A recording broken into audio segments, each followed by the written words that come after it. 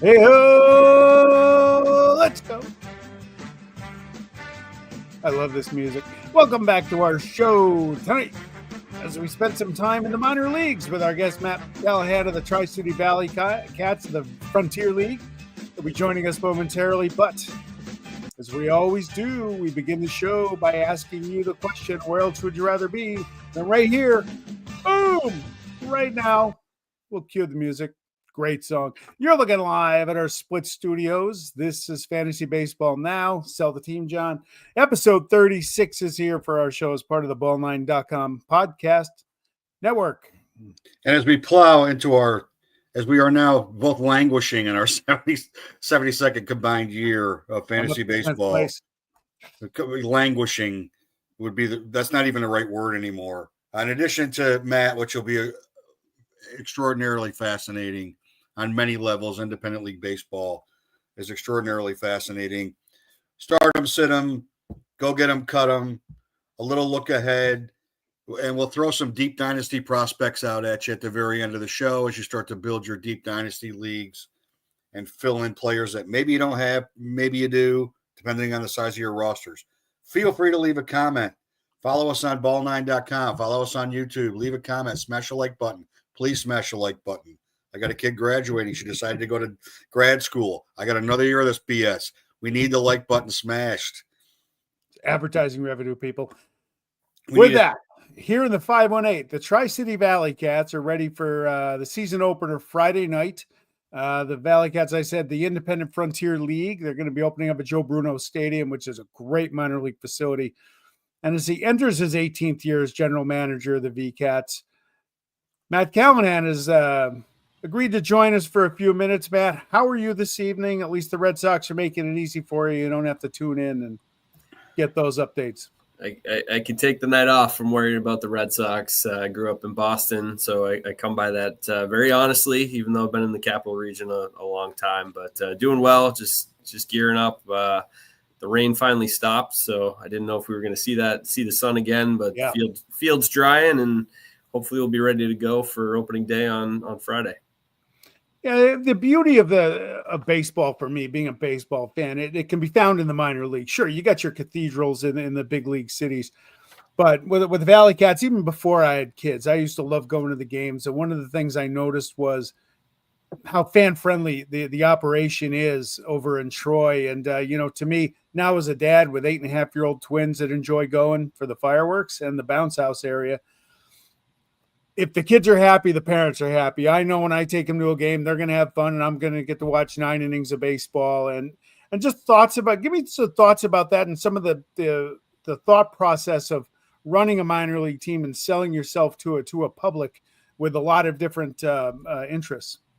Yeah, absolutely. That's what we strive to do and have always worked hard at, is to try to provide that experience, the atmosphere, the community environment of coming out to the ballpark. And, we were an Astros affiliate for a long time. And if you ask for a show of hands, there's typically not a lot of Astros fans in the Capital Region. So, relying just on the wins and losses and kind of the diehard fan base, it doesn't work. You need to make it accessible. You need to make it fan friendly so families can come out, and whether it's a dad like you mentioned, Sean, who wants to hang on every pitch, or is more casual fan who just wants to have a fun night out, we need to provide that entertainment, that environment and the partnerships at the local level that allow us to do that. Matt, how does the mind shift switch from going from an affiliated team to an independent team and fan attraction? Does it shift at all, or is it just, this is what we do and we're going to continue to do it, and you carry that forward as you as you were in the Frontier League as an independent team?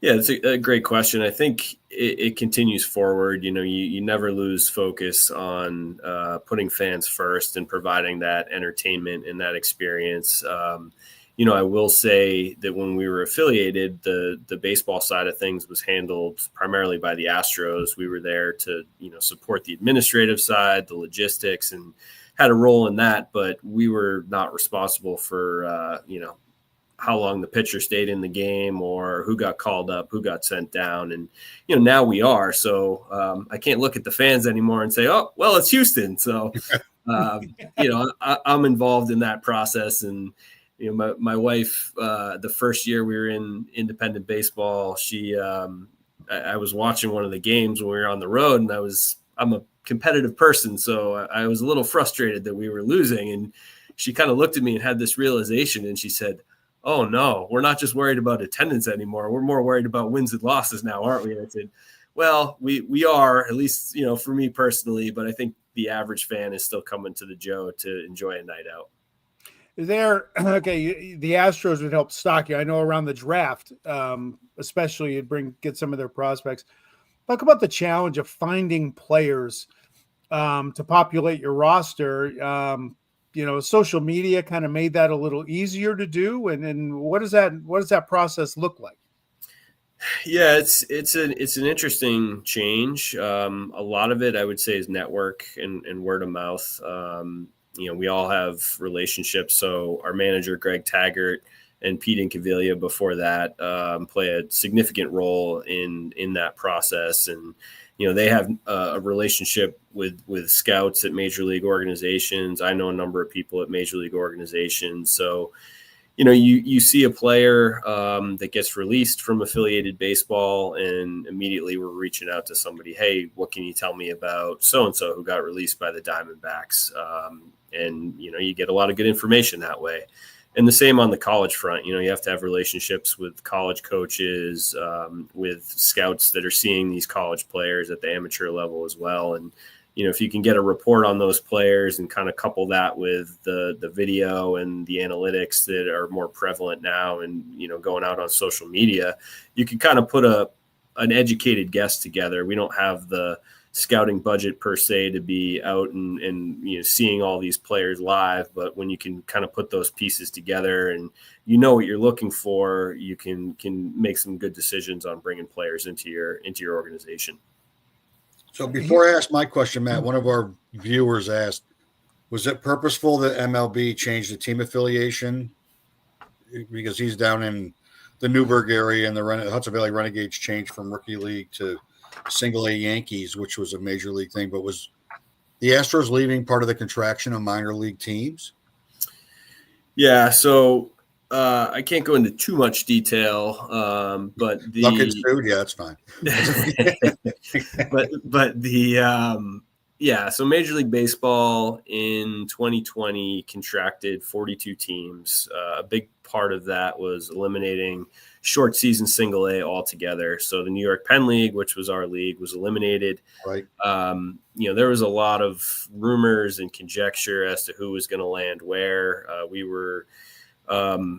We had heard a number of times or seen in the rumor mill, so to speak, that we were going to end up as a long season club with a different affiliate. The minor league teams really didn't have much control over how that worked out. And, unfortunately, when the dust settled, music stopped. We didn't have a seat at the table for whatever those reasons may have been.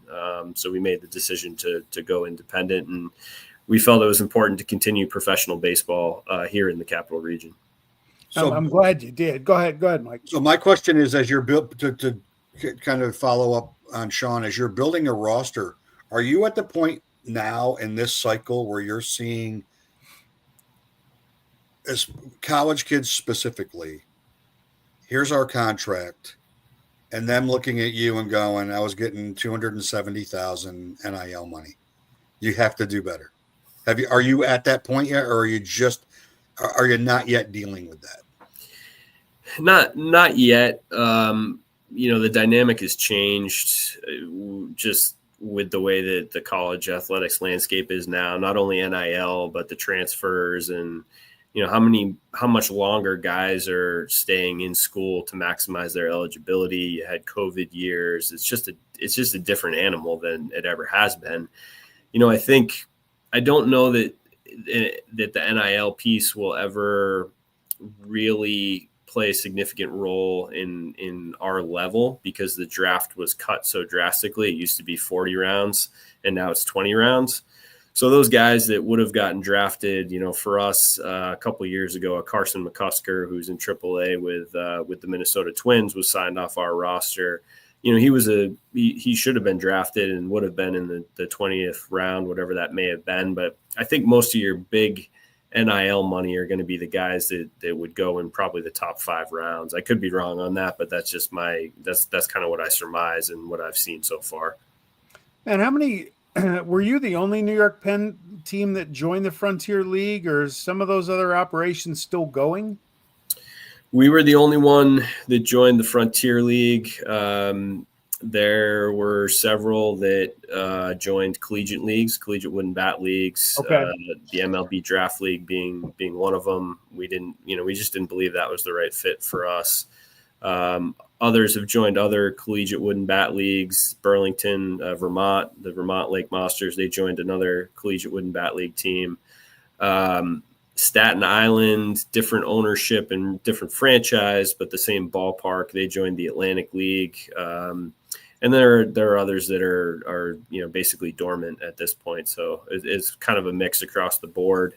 The only teams that maintained affiliation were the Renegades, the Aberdeen Ironbirds right outside of Baltimore, and the Brooklyn Cyclones, which of course were owned by the Mets at the time as well. Is it? I'll give you some credit. I wouldn't notice the difference that you were not affiliated anymore, having gone to games for a number of years. I probably saw a good number of the Astro alumni and still don't even realize it because they're so young. You can't see that from a fan's perspective sitting out in the crowd. How was that transition, or was it just stay on point and still put a fun product out there for our fan base? It was fast and furious, if I'm being honest. We found out officially that we lost our affiliation in December of 2020. We joined the Frontier League in beginning of January of 2021, and we were playing ball in May of that year. We hired Pete Incaviglia as our first manager beginning of February and started putting a roster together from there. So it was fast. What I say really is the quality of play in the Frontier League is higher than it was in the New York Penn League, and I'll stand by that. The floor is higher. These players, most of them are older, more polished, more experienced. We do have some guys that have made it as high as AA, AAA. There's some guys in the league that have already played in the big leagues and are kind of on the other end of the spectrum. The ceiling is lower. Obviously, you're not going to have a lot of first-round picks in the league like a George Springer, who we had when we were affiliated. But you're also not going to have the 19-year-old kid who's just really kind of getting his feet wet, just came up from the Appy League and doesn't have the fundamentals. He's got the raw tools, but he doesn't necessarily have the fundamentals to play a polished game. So it's been good for us. We've had some unique circumstances. We had Kumar Rocker, of course, a couple of years ago, which was extremely unique, but a pretty special opportunity as well. So it's been good. So it's the experience. It's not the Cummins. Here's the first round pick. Here's pick 5 in the draft who was assigned. So you went from here's your roster to I have to build a roster. You get to go to your first draft, right? Which I was reading up on that. That's very fascinating. So it's really, the minors is always about the experience, right? It's a great night out. When I live in Philadelphia, and I know Phillies tickets are outrageous for a Tuesday evening game, the cost of tickets and to take your family is just out of control. So build the experience. You build the loyalty through experience, right? Absolutely. I would say, part and parcel to that is we want to put a good baseball product out there. But if we lose and people leave with a smile on their face, then, I'm going to be frustrated based on my competitiveness, but it's your team now. Yeah, exactly. I mean, I'd be frustrated before, but now I'm even more responsible for it. But it's if people leave with a smile on their face, that's the most important thing to us. But we do pride ourselves on putting forth a professional baseball product, a good team, a competitive team. You can't control what's going to happen throughout. But if we're competitive and, we play the right way and put that experience out there in the ballpark, that's really what we strive to do. Is your promotional schedule similar to other teams in the Frontier League, or are you more promotional because you have a lot of promotional events on your calendar? Is it more promotional, or is that pretty much on par with the Frontier League? I think it's pretty much on par. There's different tiers, different operating styles and philosophies within the league. I mean, our league's grown. It's 18 teams, which is pretty large. So you do have some different, philosophies throughout the league, but I would say generally speaking, everybody is promotionally focused and balancing that with the baseball focus as well. Matt, are you a connoisseur of baseball films? I would say I don't know if I would be connoisseur level, but I'm pretty well versed, and I certainly enjoy them. My favorite is Bull Durham.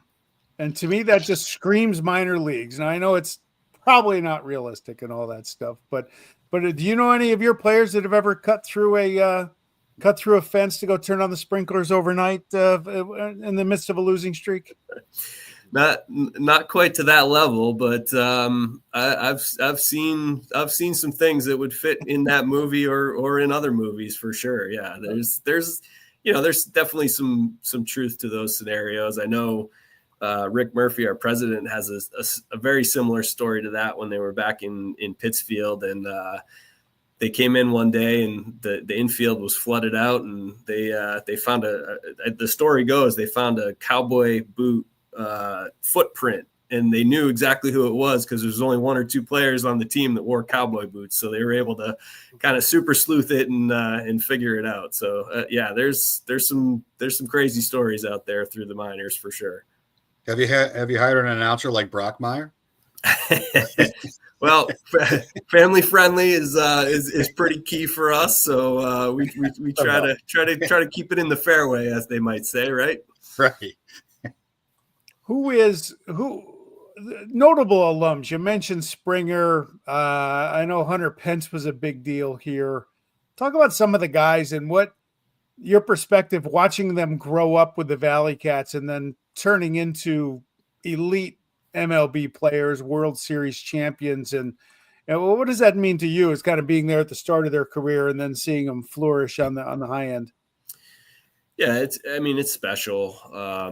It's such a difficult sport and a difficult path to go from, even getting signed or drafted by a major league organization to climbing the ladder and debuting in the big leagues, and then for some of these guys to go on and be all-stars or MVPs or World Series champions, whatever it may be, is just it's special. And we've been fortunate to be a part of it with all the guys that came through the Astros, from Altuve to JD Martinez, who won the batting title here in the New York Penn League.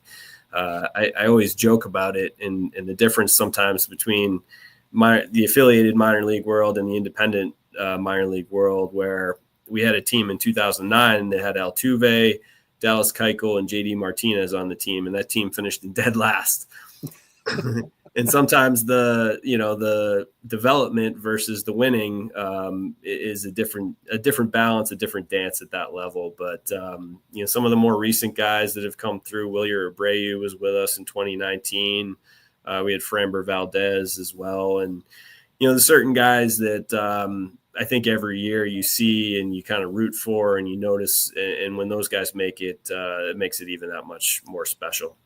Was it harder on from your guys' eyes to see, or more surprising, pitchers that became really good or solid big league pitchers versus like hitters hit, right? So oftentimes you see hitters even in the Penn League, like this guy can hit and that's going to play forever. Sometimes pitchers in the Penn League, you're like, yikes, why did they draft this dude? Because you don't know what they're developing, right? They could be developing 3 more pitches that he didn't have when they were in college or in high school. Is that pretty much on par with what you think you've seen through that lineage of Astros players?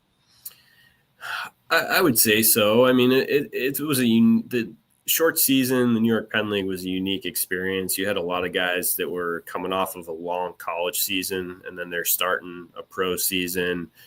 Most of the college players aren't used to playing every day like that, or, even as pitchers, they're not used to going every fifth day, because you'll hear them, I was the Saturday starter, I was the Sunday starter, whatever it may be. So it's different. And I think the pitchers developed usually a little bit later, added some velocity, worked on control, secondary stuff.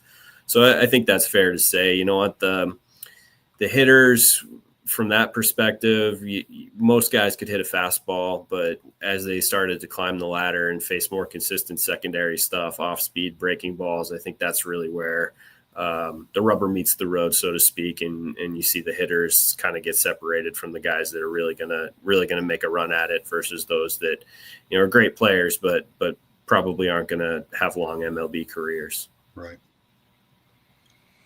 Is it one of the things that fascinates me about just operating a baseball team? How many different hats do the staff have to wear? Especially now, this week you're leading up. You got weather is an issue. Just take me through a game day as you're preparing to open up the gates. Game day, I mean, we all wear a lot of hats. Everybody is responsible for selling and marketing the team, ticket sales, sponsorship sales, driving revenue. Operationally, we're a pretty small staff, as Sean, and, for us, it's, if there's something that needs to happen, we're the ones that make it happen. So, you mentioned the weather. If it's tarp pull, we're all out there pulling tarp. If, we need to lend an extra hand to the grounds crew and rake the field, we're going to do that. I've mowed the field. It's been a while. I've done laundry in the clubhouse. I tell our clubby every year, I say, if I don't do laundry once this year, then that's a good job by you. That means it was a good year. But the day to day, I would say usually get in around 10 on a game day, catching up on emails and kind of looking ahead to that night's game, what needs to happen, what clients are coming, what groups are coming, who's singing the anthem, what's our promotions, working with the team. So I usually am in communication with both teams on the itinerary. So batting practice, pregame stuff, all that. We have a 2:00 meeting every day, and that's sort of our last checkpoint where we run through the game itinerary, our full-time staff and interns and some of the seasonal folks. And, we'll go through and do any final checks on that and make sure we have the right numbers for the groups and the picnic areas and tickets and all that. And then as we get later, it's kind of finishing touches and getting ready to open gates around 5:15 usually for a 6:30 game. And, once the gates are open, it's just kind of keeping an eye on things and talking to folks, checking in with our staff, checking in with fans, clients, checking in with the teams and the umpires if need be. If weather's in the mix, then obviously that's a whole animal that we're dealing with. And then just wherever we're needed during the game, our staff gets pulled in different directions. If there's a big line, you might see any one of us, pouring beer or serving hot dogs. Ooh, hey, I'll look for you. You might find me. Will you be the guy in a yellow tuxedo? I do not have a yellow tuxedo. There's only one Jesse Cole, right? So that's not something you try to imitate. You can learn a lot from it, but you don't imitate it. Gotcha. You learn a lot from the promotional side of that, for sure, right? For sure. The experience. So when you were affiliated, did the Astros handle travel? And now travels in. Now, obviously, it's your team. Travels in your lap now. What is that? What's that experience like, and how do you manage travel, and what goes into that? Yeah, so we always facilitated travel with the Astros, but they handled a lot of it. We facilitated and coordinated buses for road trips and stuff like that. Housing, we coordinated housing, but it was an Astros budget and they supported that. and same with hotels. But now, yeah, it's the travel. Anything on the baseball side is really, it's really under me. It's under the team, but it falls under me. So I'm hoping one of these days that I can hire George Costanza. He could be the assistant to the traveling secretary, because he's sleeping under his desk though. Yeah, because right now I'm the traveling secretary. Awesome.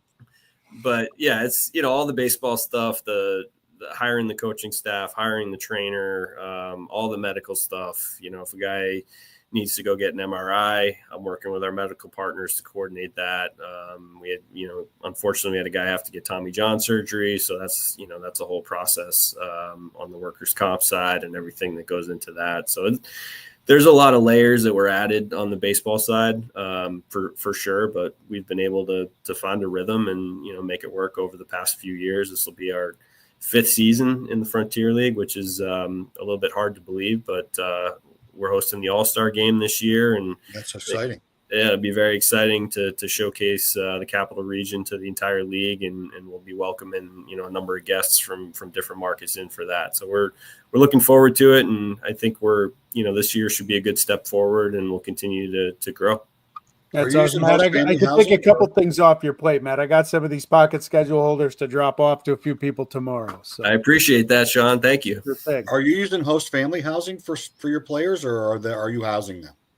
We house them in apartments. We work with the College Suites United Group as our housing partner. So it's college style housing, which works well. Interestingly enough, the Astros always used apartments as well. So they would essentially give me a budget, and I would go out and find that, fit those pieces together. So we've never, at least since I've been with the team, we've never really had a host family program. But certainly something we might look at in the future, or maybe just for a portion of the season, like spring training. And then as we cut the roster down, because we had almost 40 guys in camp, and we'll cut it down to 25 to start the season. So the front end might be worth exploring some host family opportunities. So I go back to the Glens Falls Tigers initially, and then the Glens Falls White Sox, and now they're short season. They're playing short season college ball, and it was host families in Glens Falls. I mean, John Smoltz was living with a family. Yep.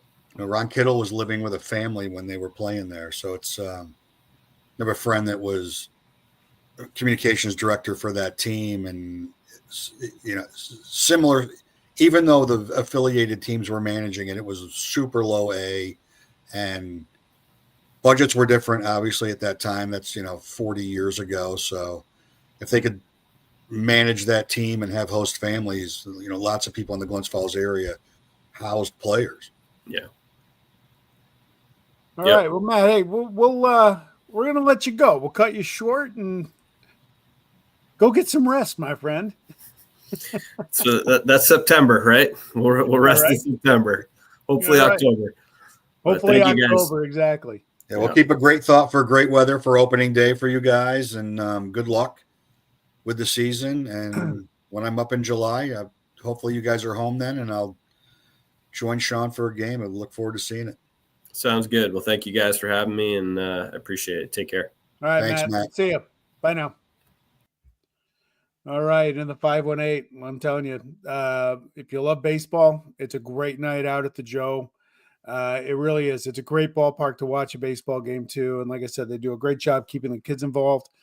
I told Matt before we started recording, I get 9 innings of baseball. My kids get the fun house, and on a fireworks night, that's top level stuff. So it's a great production. I recommend it to anybody who is a baseball fan. So yeah, baseball's baseball, no matter where you see it, and the experience.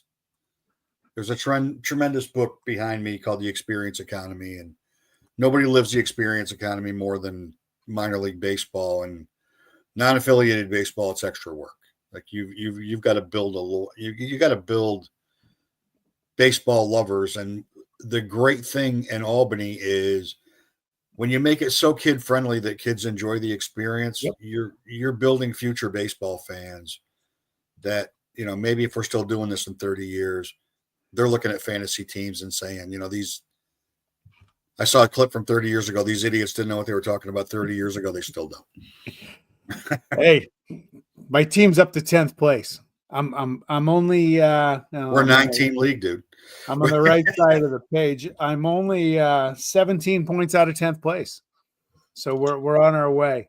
Sounds like 2026. Here we go. Since we're a Yeah, dynasty right. league, your Well, text that you sent me on Saturday when you basically proclaimed you were all in for 26 on May 3rd. I'm like, yeah.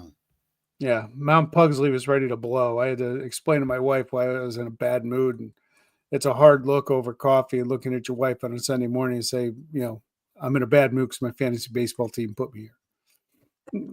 And Cody goddamn Bellinger is the ringleader of it. Why can't they grasp the concept of how important this is? What is wrong?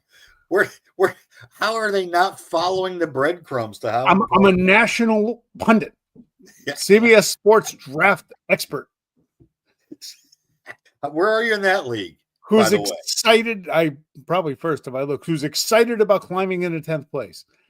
That's a problem. So these guys better start going again. So, all right, you want to get into our future MLBers dynasty leagues? Or let's go right from that to. All right, let's go. That's a great. Hold on. Hey, by the way, to all our viewers, we are still looking for a producer. Yeah. Oh, look at that! Got your Jackson Churio's brother got cut off. I'll let you go first. So we're looking deep, right? The deep dynasty league, like the one I was in a few years ago. I think it was Todd would know. Todd might be watching. Todd, give me a comment. I think 22 minor league guys. That was a hard sell for me now. Back then, at least, I didn't know any of these guys. I was actually covering a ValleyCats game one time when they were affiliated. Okay, so it was the short season, and I'm watching this kid pitch for the Mets, a big, tall left-handed guy, like 6'4", pitching great. I'm like, oh, wow, I'm going to go pick him up. He was already in the league. I'm like, how does somebody know about this guy? These 40, there are 45, there are 40-man roster dynasty leagues, which sounds very similar to what Todd was running. Yeah. That, like the draft, the MLB draft is as important a day in those leagues as draft day. Yeah. Right. Charlie Condon gets drafted. The next day he gets picked up. All right, here we go. You heard a lot about Ethan Salas. He's probably no stranger to a lot of people that play in the Dynasty League. San Diego catcher, all of 18 years old. He's playing at AA San Antonio, not lighting it up, but he's 18 playing AA, right? He's getting experience, expected to hit the bigs in 2027. By all markers, you read about him, he'll be, if you're in a keeper league like we are, he's a guy you're going to know a lot about down the road. So we'll start with him in San Diego. And right now, if you got the last name Chourio, you're making my list. Because quite frankly, Jackson can play. That dude can ball, and so can his brother, who's all of 19. He's at the A+ level, the Lake County Captains. He's got some game. One to watch for Cleveland. One to put on your roster if you can.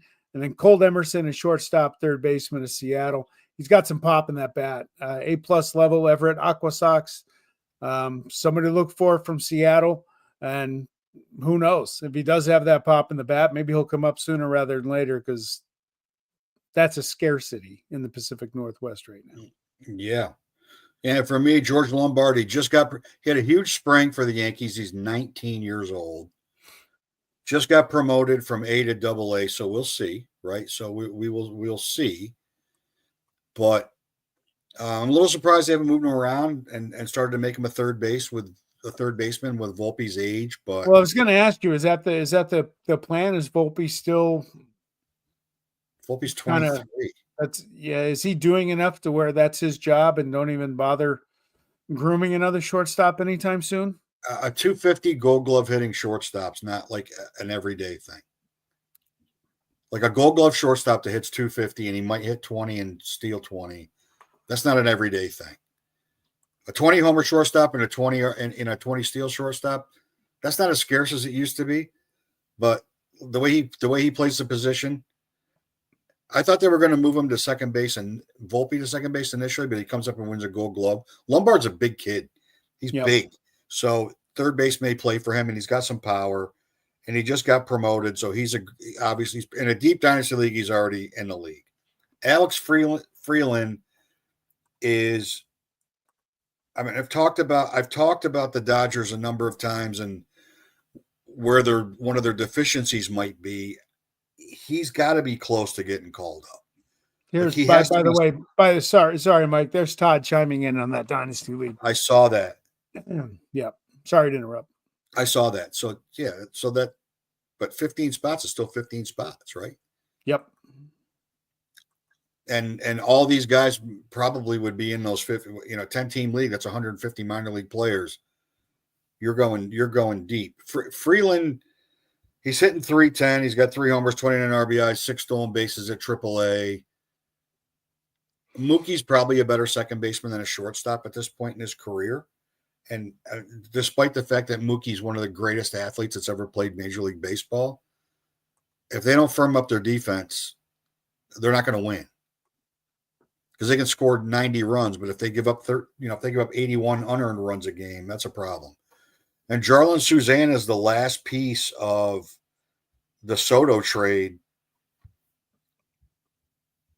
And he's in A, but he's in Double-A, but he's like a 2 strikeout an inning guy.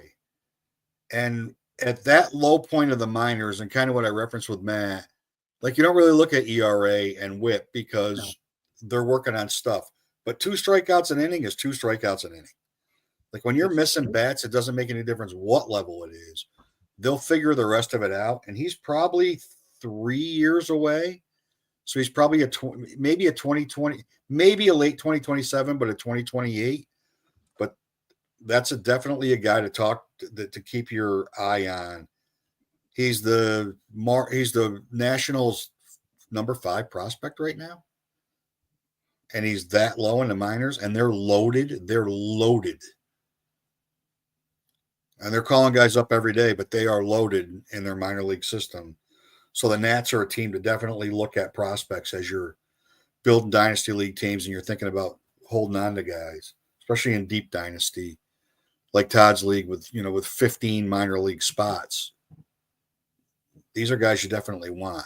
My guess is that Emerson, Freeland, and potentially Churio in a smaller dynasty league, you're already on somebody's roster. But Lombard, Salas, and Susanna are so low in the minors, unless you're keeping 10. For us, we're keeping 5. We're not keeping any of those guys. Too far away. Yeah. No, well, maybe not. I'm right now. I'm on 2028. My team sucks so bad. So. Yeah, that's a thing. All right, who's hot? So this is why Cold Emerson's not in the majors right now, Sean. Speaking of the aforementioned Mariners who cannot hit, J.P. Crawford can.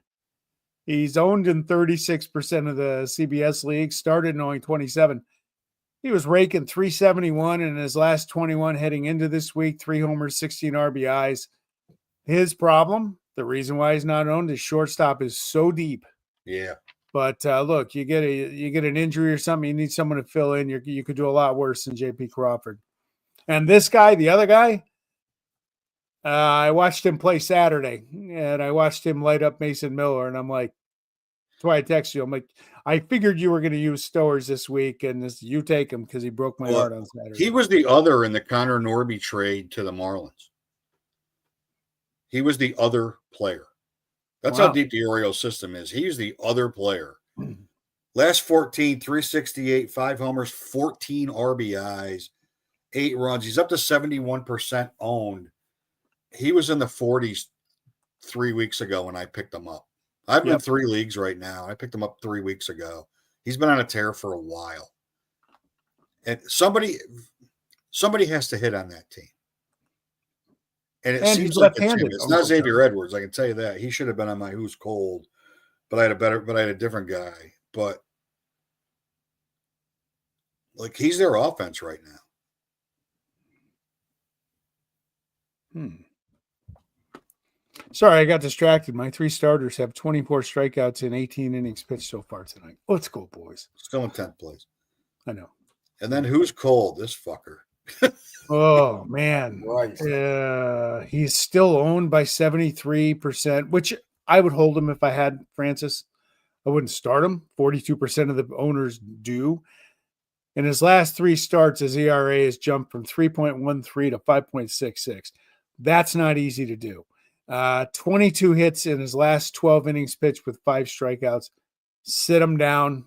Maybe he'll get his bearings straight and you'll have something a little later. But right now, get him out of your lineup. I agree with that. I mean, it could have been anybody on the Rockies when they, given that I saw a great tweet that they won 2 games in a row and the entire team was drug tested because there was suspicion. But Brenton Doyle, 114 with a homer, 3 RBIs, and 4 runs in the last 2 weeks for the Rockies. He's 60% owned, and outfield's starting to become relatively deep. And he's only 21% started. I would not cut him. I wouldn't save him like Nolan Jones, but I wouldn't cut him because I think he's better than he's going right now. And with Clint Hurdle as a hitting coach, I think they'll be better. They'll be a better hitting team sooner than later. Yep. But right now, no. It can't be any worse. Well, that's fair fact. Well, you really like this guy. I really do like this guy. You have him in one league, and I have him in the head-to-head. And what I liked about him was I tuned in to watch Paul Skeens pitch last week, and instead, I watched him serve up a couple homers. I watched Colin Ray pitch. 3, by the way. And I was like, who is this? I'd heard the name. I'd never seen him pitch. Since joining the Cubs rotation, number one, you get a value that they're a very good baseball team. 19 1/3 since hitting the rotation, just 4 earned runs. Good enough strikeouts. He's not going to blow you away, but good enough. His whip is 1.05 and the ERA is 1.46. And again, he's on a good team. He's only started in 14% of CBS leagues, owned in 29. He's worth it. He looked, I couldn't believe it. Again, I went to the store to buy a nice porterhouse steak, and I came home with scallops instead, and that was Colin Ray. How did the Brewers let him go? How did the Brewers let him go? He was pretty good for the Brewers. Yeah. And for me, it's Ryan Weathers, who has no stats, but it looks like he's going to be activated next week by the Marlins. And before he got hurt, he was on a run where he was like 1 1/3 strikeouts an inning. He's going to pitch to a round of 1 whip. I mean, Winsley's going to kill you. His ERA, they don't field the ball particularly well. So, I mean, he'll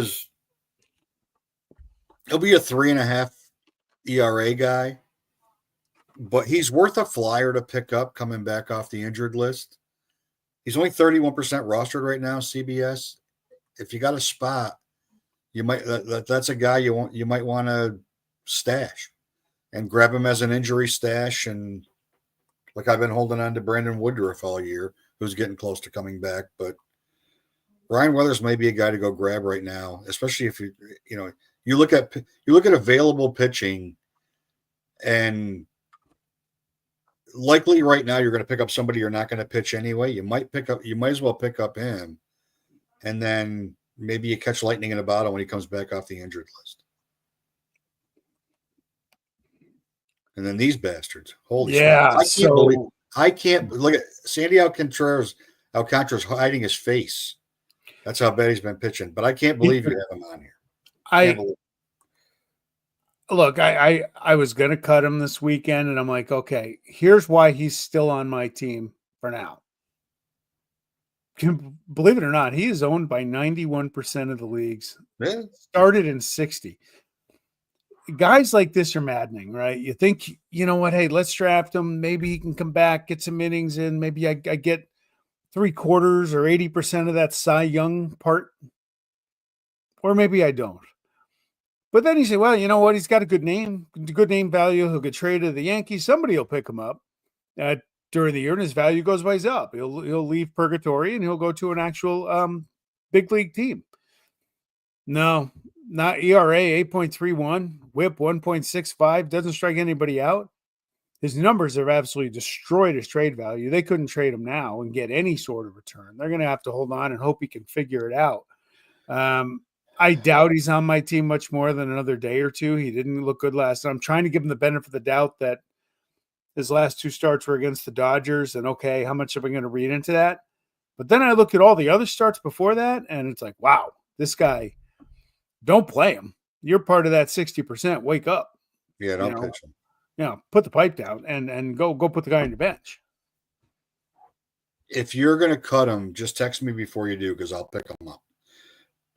I'll stick him on my bench. Well, that's what I'm trying to do. Benching him 100%. Yeah. Him figuring it out. You don't go from Cy Young Award candidate to this shit that he's doing right now, which is terrible. And he's really bad right now. Like, he's not missing bats. He's not, I mean, hopefully he's not hurt again. That would be awful. I'm sensing the Schwarber deal may happen now. Yeah, that's not for him. Oh, okay. But then similarly, Xander Bogaerts, who was on both of our don't draft lists this year. He was a punching bag in the offseason. He's 94% rostered and he's 80% started. And it's because he's second base eligible at this point. But he's hitting 243. He's got a homer. He's got 11 RBIs and 15 runs scored. His only redeeming value, he's got 6 stolen bases. But they owe him he's pondering how much money he's going to make for producing nothing in this picture. They owe him a carload of money. They couldn't trade him if they had to. They have to play him because if they ever thought about trading him, he has to produce. If they had a better first base option than Luis Arias, I don't know. I don't even know if he'd play. Like, he's killing their lineup. And I would rather have a no-name guy do nothing at second base than watch a big-name guy than Bogaerts do nothing at second base. Because this is not year one of this offensive lapse for him. This is since basically he got to San Diego and got paid. He's just no longer a viable fantasy baseball player. No, but he may help the pods, sure. But we're in the 6% that say that he's not. 94% of CBS Sportsline leagues believe he is. It's the starting thing that makes me nuts. And I know second base is shallow because with Jazz Chisholm going on the DL, I was looking for other potential options, and they're very, very thin. But I'd rather be mad at Luis Rengifo than him. To be honest, I'm searching your team for an Alcantara trade as we speak. But How do you sleep at night with David Bednar in your active lineup? Not well. Okay, honestly. Not well. Thank God the tariffs haven't hit bourbon yet. And we look ahead to next week. We look ahead to next week, and then there you are again, loving Colin Ray. And we're on the Cubs train tonight. Yeah. Look, home to Miami, home to the White Sox. Right? Why not? He's got the numbers. Again, I've been saying it a lot the last few weeks when we get to some of these categories. Is it going to last all year? Yeah, probably not. But ride the wave when you can. And you never know. That's our resident Padres fan lining in, chiming in on Bogaerts. He's right. He's 100% right. They made him move Tatis to the outfield, where he's probably going to win a Gold Glove. But the San Diego fan based in upstate New York. Yeah, the fan club of one. And then I like the Twins next week. Royce Lewis was activated tonight, despite the fact that he's 0-2. I like the Twins next week because, A, they have a 7-game schedule. They're playing the worst pitching staff on earth. And the Brewers Park's a good place to hit, and they're starting to hit. The Twins are starting to hit the baseball. And then I like Ben Lively. A guy I work with today said you got a quick streamer for tonight. And I'm like, I'd grab if you got a chance, because he's in a daily ad league. They're in a daily lineup league, which would be fun but chaotic at the same time. And Lively was only 38% owned on their platform, and he grabbed him for today against the Nationals, and he's versus the Brewers and the Reds. He's only 14% rostered. He's not going to strike anybody out, but the rest of his stats aren't terrible. He's a 1.2 whip. He's a 3.7 ERA. The Guardians are playing good ball, and those are winnable games, and the Reds can't hit. Plain and simple. He's either going to give up 40 runs against the Reds, or he's going to throw 7 innings of shutout baseball, because that's the Reds. Hey, can I change my pick? I just saw Colin Ray's stat line. Yeah, he's getting slapped. He's getting slapped around a little bit. Lively was 5 1/3 with 2 hits, 2 walks, 3 strikeouts, and an earned run against the Nats after a 10-9. The Guardians have scored 18 runs today. They had a doubleheader. That's a week of baseball for the Guardians. Yeah, right. By the way, don't be afraid of Colin Ray tonight. It wasn't good. Whip of 2, 4 earned runs, 4 strikeouts in 5 innings. The matchups are good for him next week. I'm playing him in my head-to-head league for sure. It's a good matchup for him. I mean, and also with the Cubs offense, if you got a guy who's a possible bench player, possible starter, the Cubs lead the MLB in runs scored. They're going to pad some numbers next week. The Cubs are pitching Drew Pomeranz tonight. He's in the game for the Cubs. He's 88 years old. He's spelling Colin Ray. After an 89-year-old Justin Verlander started for the Giants. Look at after Matthew Boyd shut them down last night. We talked about the Giants last week, and they're very, very surprising. They're not a losing streak team. They're not a team that they don't do anything offensively spectacularly, but they don't do anything offensively badly. So they're not a team that's built to go into a prolonged losing streak unless their pitching implodes. I mean, you got Logan Webb in your rotation, and Robbie Ray's pitching okay, and Verlander's pitching okay. That's not going to happen. It's a luxury when you can look at a Verlander and just say, hey, go give us 5 innings and keep us in the game. Exactly. Right. They don't have to go out and be dominant. They just have to keep them in the game. And they got good veteran pitchers to do so. Yep. I agree with that.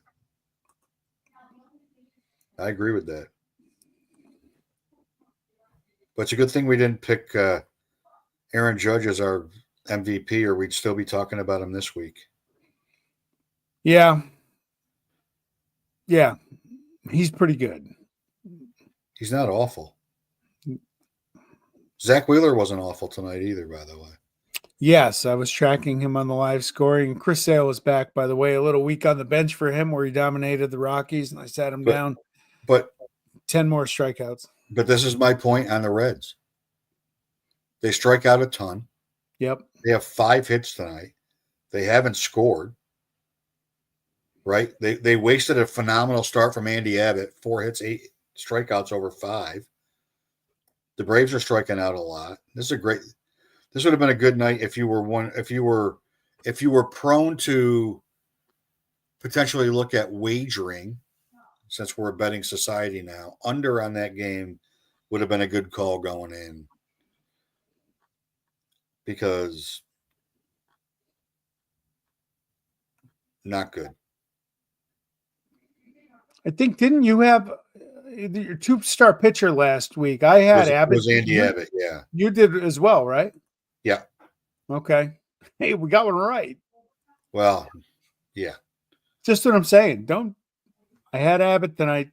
Like we don't get them all wrong, but our record's not great. We're working on it.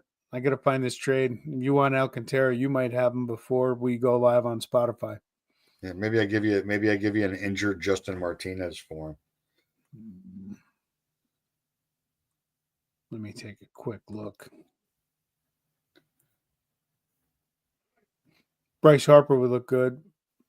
Sure would, wouldn't he? Schwarber.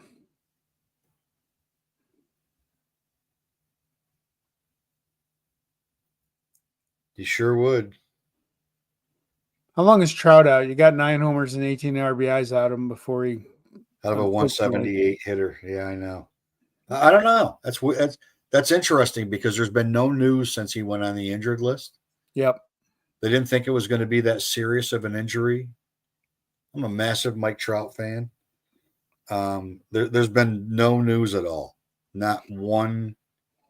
There's not one. There's been more Garrett Cole news than there has been Mike Trout news in the last 4 days. Garrett Cole believes he's going to start a throwing program in August. He's out. He had the brace removed from his arm. Justin Martinez is going to start a throwing program next week. Why the Pirates haven't called up Bubba Chandler, I'm still trying to figure out. Because I think I heard that refrain from Battlefield Bob. If he's still here, maybe he'll chime in on that frustration. But they're not going anywhere. They left Skeens in long enough to, on another team that doesn't score any runs, they left Skeens in long enough to give up a 2-run double to Alec Burleson. And the Pirates are losing 2-1, so that's not great. Skeens is a little troubling. Like, Skeens is not striking guys out like he did last year. Yeah. And I wonder if he's like goofing around. He added 2 pitches, and I wonder if he's just goofing around with pitches, or if he spends a lot of time talking to Justin Verlander and to Garrett Cole. Like he's a very cerebral guy. And he spends a lot of time talking to workhorse starters, like from the days when it wasn't 100 pitches. It was you pitch until your arm falls off, or you get a win. And I wonder if he's like, I want to pitch a full season. I don't want this innings limit thing, and I'm just going to not throw my arm out. Like, I don't know what's going on. I don't know. Who knows? But he's certainly not as dominant of the big 3, which going into the season, which would have been Wheeler, Skubal, and Skeens. Skubal's been the most consistent and the closest to last year of the 3. And Wheeler recently has been. He's getting there. He has not. I'm not saying I would entertain a trade. I am not entertaining trading Paul Skeens. If it was September and this was still, if it was, August 20th and this was still going on and I had a chance to win the league, I probably would, because I'd rather win one than finish second 4 years in a row. Sure. But he's certainly not as great as, it's almost like DeGrom, right? Like DeGrom has this historical pedigree where he pitches 6 innings and he strikes out 13 guys, and now he's pitching 6 innings, striking out 5. He's pitching more. Here's the interesting thing about Skeens. This is where expectations are crazy, right?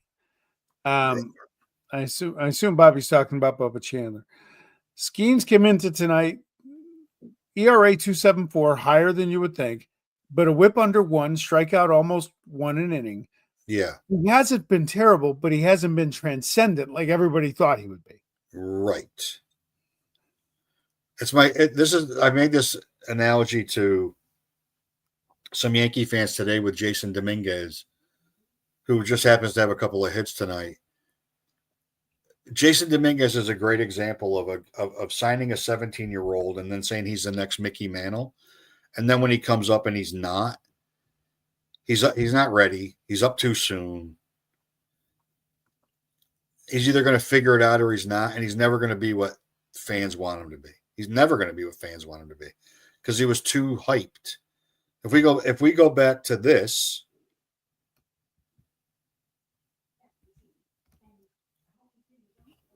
there are fans of these teams, and George Lombard's next for Yankee fans. There are fans of these teams. Ethan Salas is in this mix, where fans are already hyping these guys as Ethan Salas is the next. Ethan Salas is the next Benito Santiago in San Diego, right? Yeah. 5-tool catcher, unbelievable arm. He's 19 years old. So what if he's not?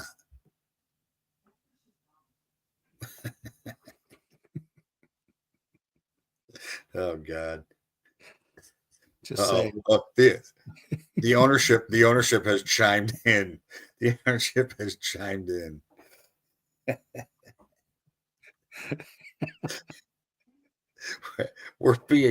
We can't get away with shit on Ball 9. He doesn't watch.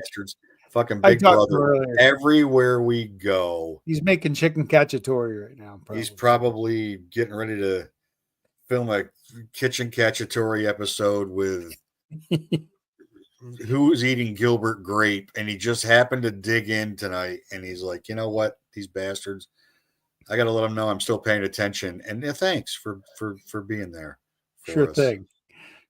Had to be said. All right. Next day, we're supposed to talk to Vitali next week. Maybe we'll see if he can actually remember to come on a show. Yeah, it'd be nice. Yeah, the one or two social media posts advertising it. We could use the social media manager and a producer and graphics. Yeah, maybe on-air talent too. Advertising, something. Communications department, makeup. We could absolutely use makeup. Like, actually, in order, makeup is number one. Yeah, make a good enough of this AI thing. We can superimpose better looking people to do this, and it'll still be our voice. There's a reason why in college. Smash the like button. Thanks for joining us. Great job with Matt. Matt was fun, right? That was a great segment with him. Yeah, good luck to the ValleyCats. # Vamos Gatos. Yeah, if you're in the 518, go to a game. Support that team. Absolutely. Awesome. Okay, next Tuesday, right? Next Tuesday. Out.